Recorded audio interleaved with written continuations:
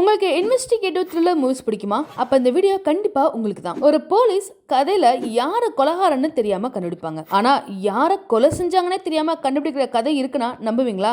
அப்படிப்பட்ட கதையான ரேக்க சித்திரம் பத்தி தான் இன்னைக்கு ரசிகா சஜஷன்ஸ்ல பார்க்க போறோம். சுமார் 30 வருஷத்துக்கு முன்னாடி ஃப்ரெண்ட்ஸோட சேர்ந்து தான் பண்ண கொலையை நினைச்சு குற்ற உணர்ச்சியில சூசைட் பண்ணிக்கிறாரு ஒருத்தர். அந்த கொலைகாரங்க யாரு? யார கொலை பண்ணாங்க?